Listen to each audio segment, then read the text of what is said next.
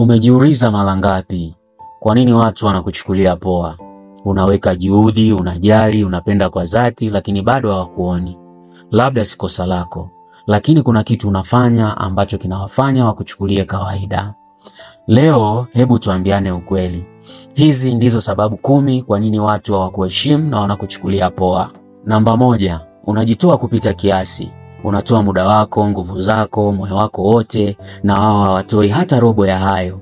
Mfano, unamsaidia rafiki kila anapohitaji pesa, lakini ukihitaji msaada anakuambia nitakutext baadaye. Hamtakii mabaya, lakini anajua hata akikukosea bado utakuwepo. Namba 2, hausemi hapana. Uko tayari kila wakati, unapokea simu usiku wa manane, unajitolea hata kama wanakuona huna mipaka, wanakutumia, na wakishazoea hiyo version ya wewe, wanachoka, wanakuchukulia kawaida. Namba 3, unapenda kwa bidii lakini uonyeshe hazi yako. Mapenzi ni mazuri, hatukatai, lakini unapojinyima kila kitu ili kumpa mtu mwingine kila kitu, unaonekana kana kwamba hutoshi bila yeye. Watu hupenda mtu anayejithamini, si mtu anayemfuatafuata.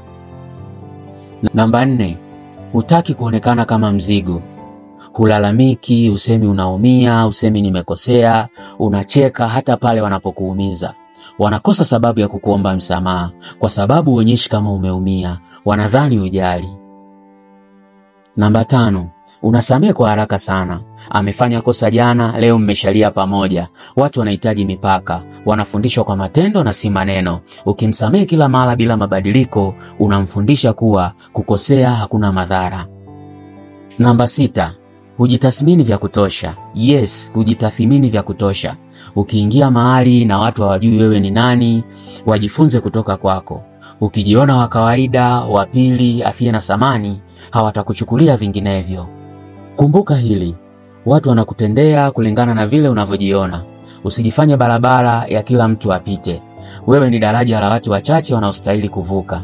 Jitambue, jithamini, jipe nafasi, weka mipaka, na utakapoacha kujibembeleza kwao, wataanza kukuona kwa macho ya tofauti.